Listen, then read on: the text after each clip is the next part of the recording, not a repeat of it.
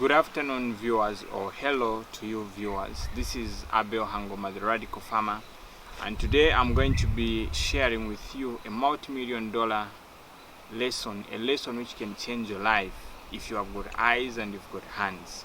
Today we're going to learn about how to plant and germinate a seed. You know, when you talk about seed germination, there are so many things which happen for a seed to germinate, and some of them we may not even understand them, but we can still germinate a seed. You know, like right now I'm shooting this video under a tree which came from a seed.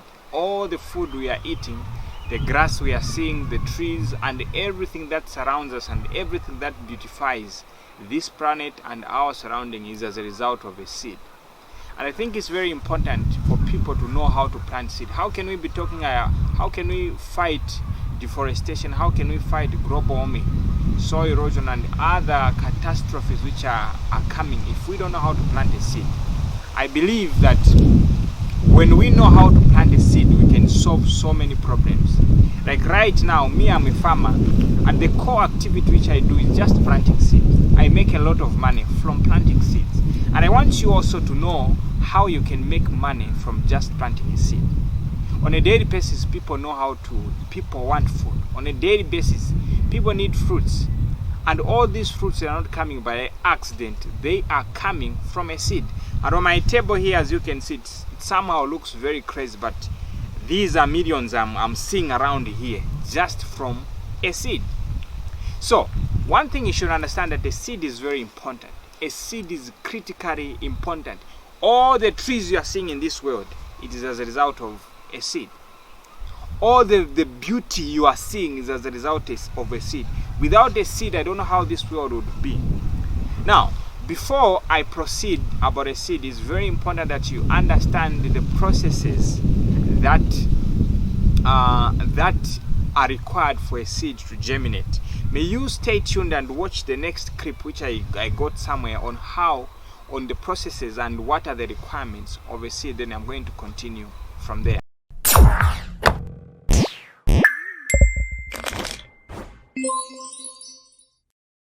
Our topic for today is seed germination.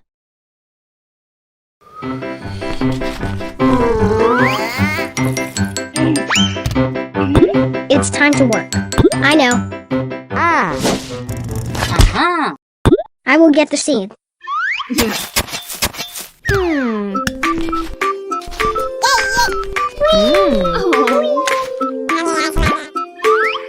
The life of a plant begins from a tiny seed.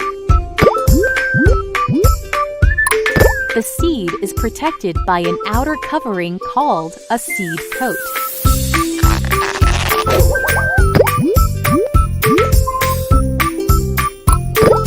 The seed contains a small baby plant called an embryo.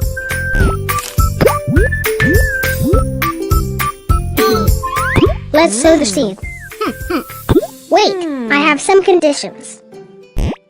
Conditions required for the growth of a seed are moisture, warmth, nutrient-rich soil, sunlight, good quality seed. Once these conditions are satisfied, the seed begins to grow.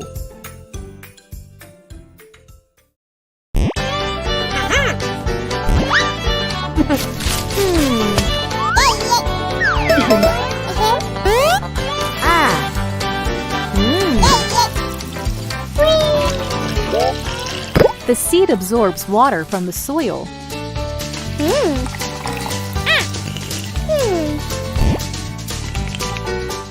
And provides moisture to the embryo.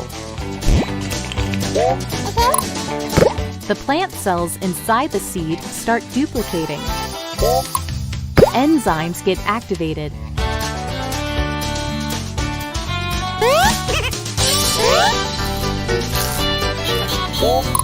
Embryo starts getting nourishment.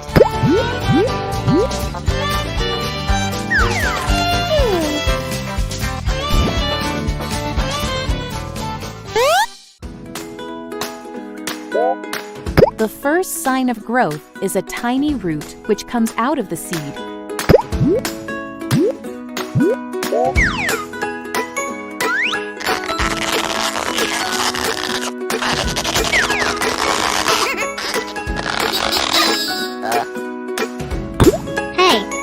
am Mr. Root. Let us study the process of germination. With more and more nourishment, the embryo starts growing.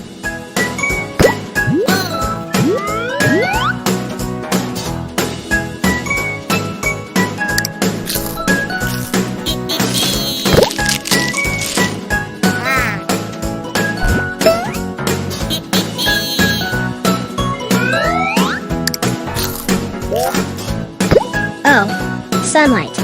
It's time for photosynthesis. Eventually, the growing plant bursts open through the seed coat in search of sunlight.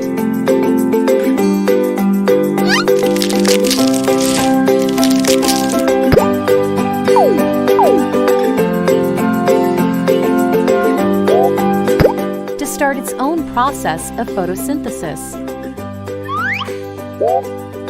Once the seed coat falls off,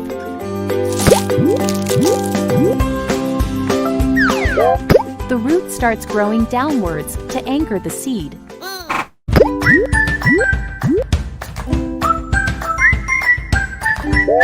And to search for more food and nutrients from the soil.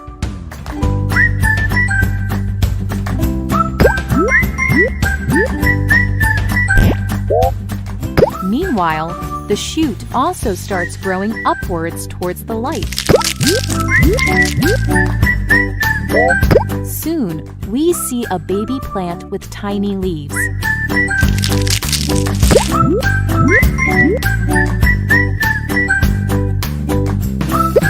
This process of the growth of a seed into a plant is called germination.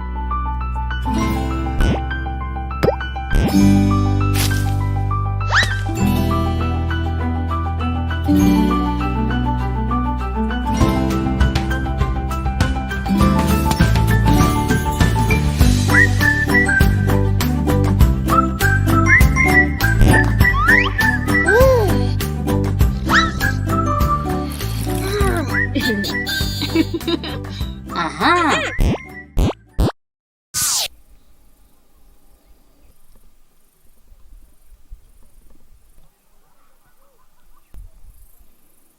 Hello Chris, you see the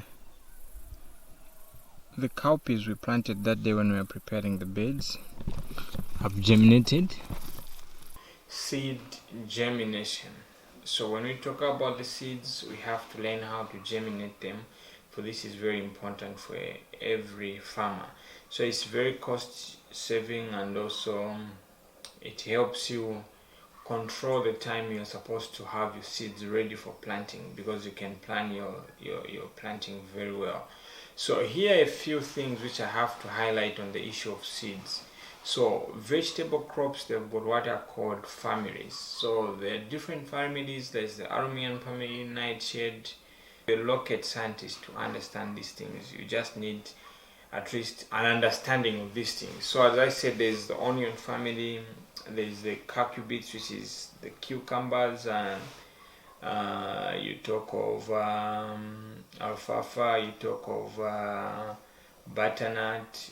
Most of these are learners. Then there's also the bean family, then there's also the potato family, there's also the carrot family, the grasses family, and all these families. So if you have an understanding of the vegetable crops family, to help you also in crop rotation, so meaning you're not going to be planting, replacing your beds with the same crop from the same family, because of the same diseases which affect this family, it also affects the other family. So when you planted, let's say for example you planted the cucurbit family, the next time you don't have to plant a crop from the cucurbit family, you have to plant from a different family. Like for example from the onion family, you bring it in this cucurbit family. So you don't have to keep on repeating crops from the same family. So these families also, you find that the sizes of seeds differs.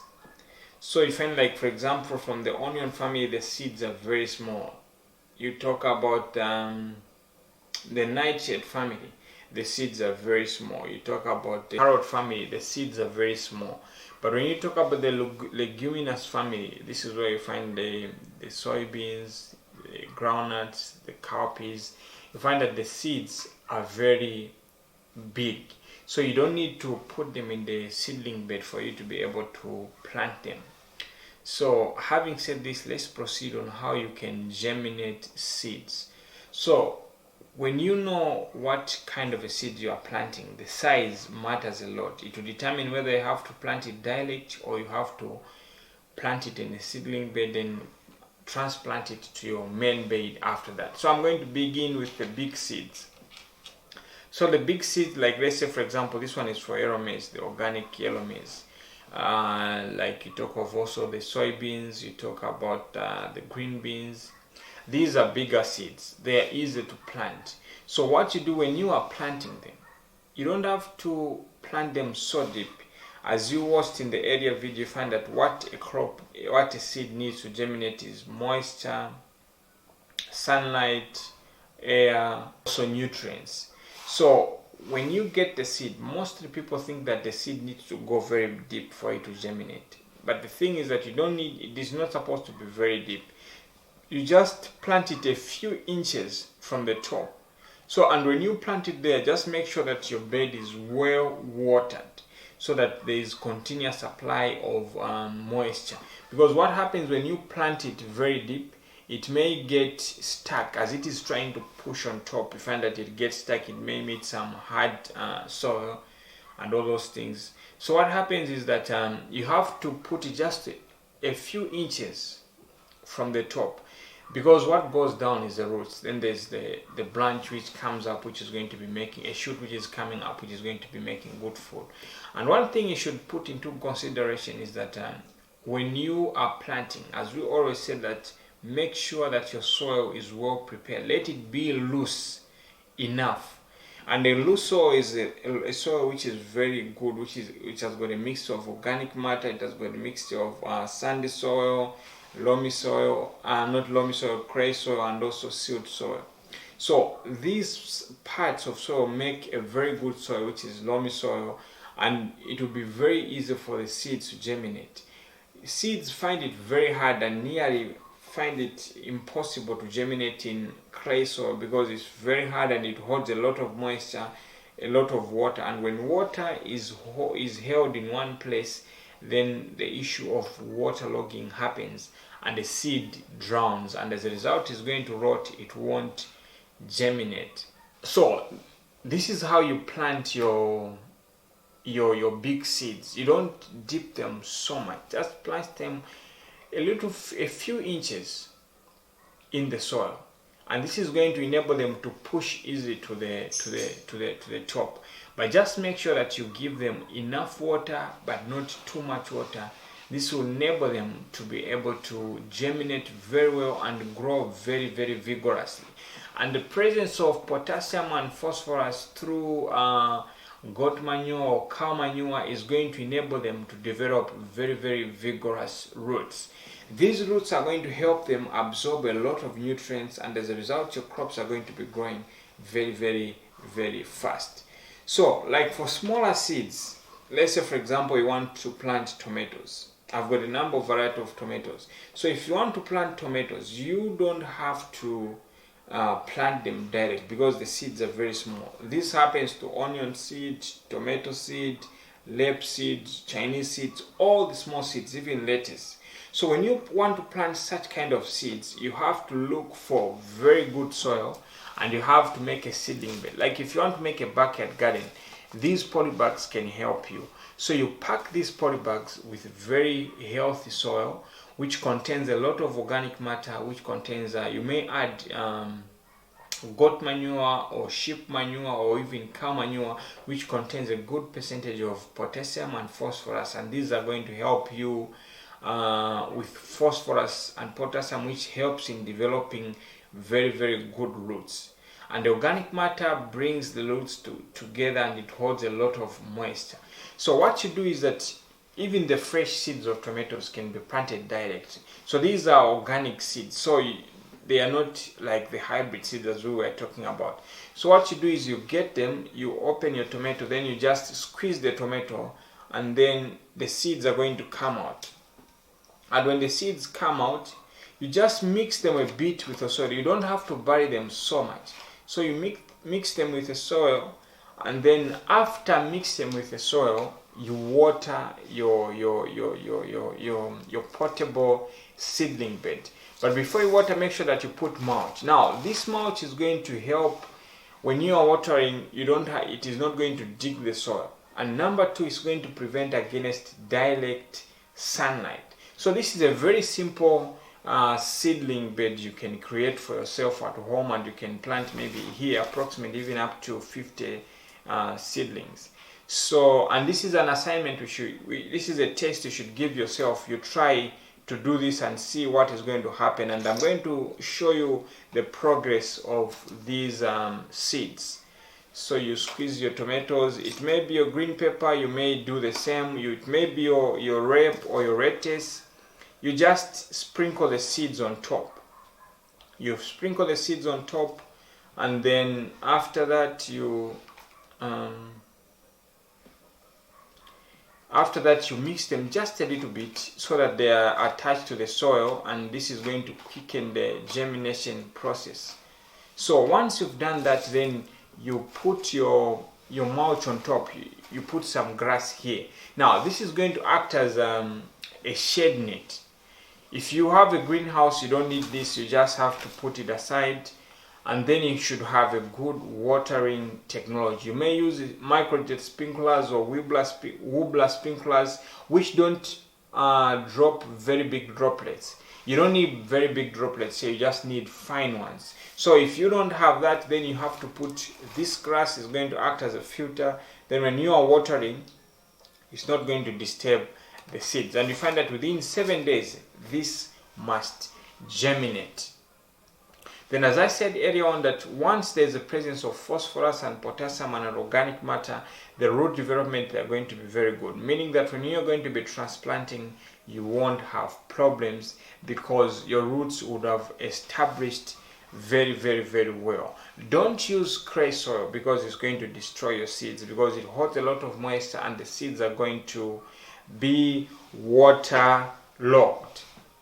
Now, after your seeds have germinated and you're very sure that they're looking very healthy, at least they should, before you transplant them, they should reach at least up to 5 inches. This will be a right time to transplant them.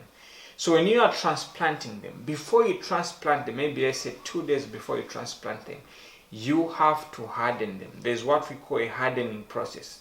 You see, when seedlings are very tiny and they are well taken care of, they tend to be very, very soft, but you have to harden them.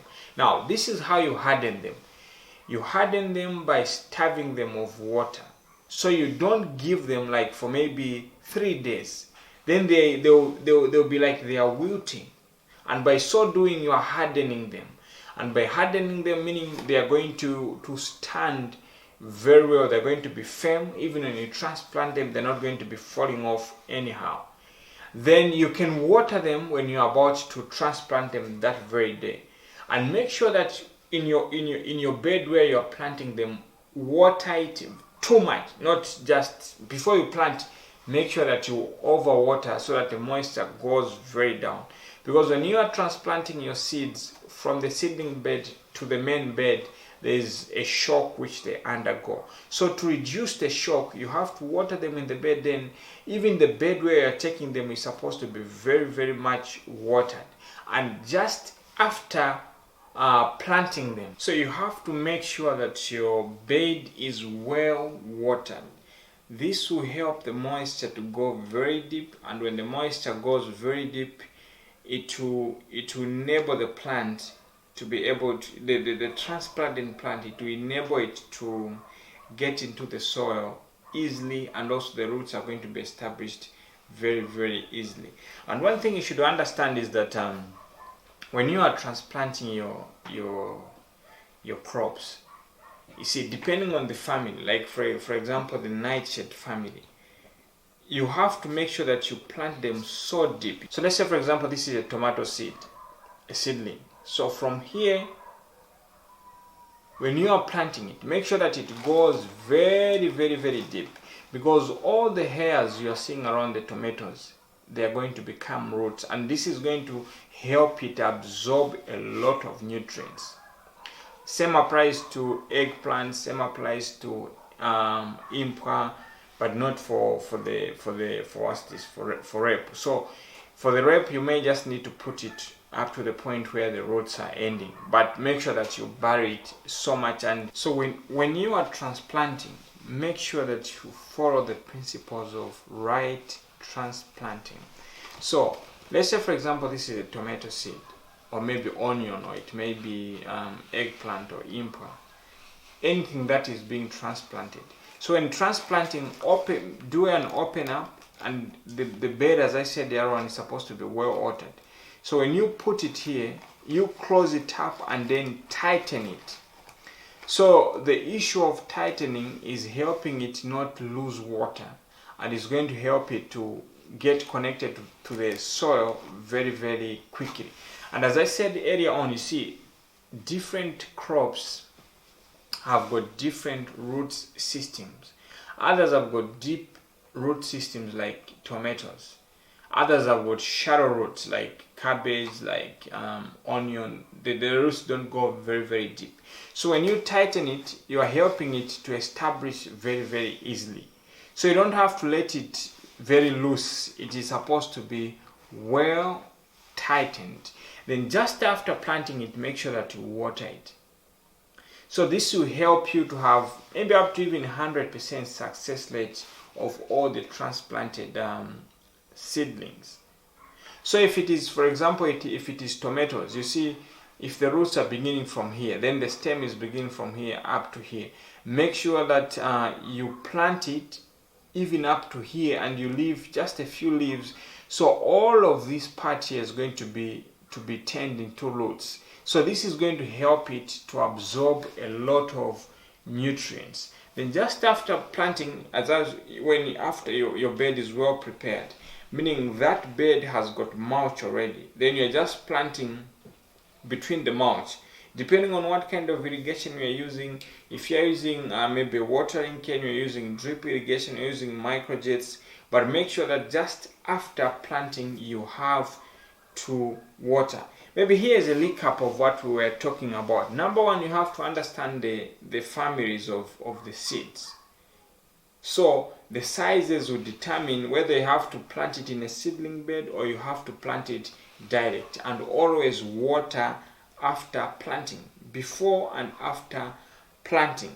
Then the best soil, make sure that your soil is has been prepared to the very best. A seed won't do well in a soil which is not well prepared. Even if your seedlings were very healthy, but if you put them in the soil which is not well prepared, you are going to fail. Then don't plant in clay soil because it holds a lot of water.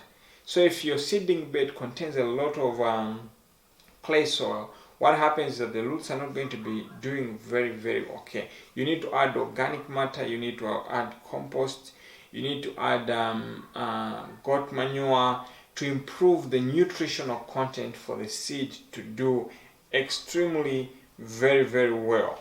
Then the issue of watering. Make sure that you water your seedling bed, your vegetable bed very well before you plant and after just planting to reduce the shock levels.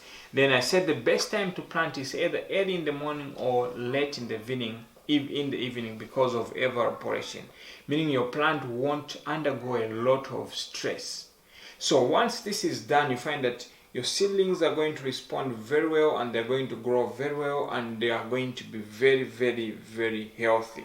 And if you are planting seeds, like let's say for example you are planting a seedling bed, depending on how many seeds you want, you can make it portable, you can make it in the soil, but make sure that the needed things are there, and that is good soil, good percentage of potassium and phosphorus, which helps with root development, so that as you are going to be transplanting your seedlings, they will have enough roots to establish in the new space. And if you are making a simple one, you always use glass to protect against direct sunlight and water from damaging your seedlings. Like for tomatoes, I gave you an example, is that you don't need to cover them so much. You just have to spray them on top.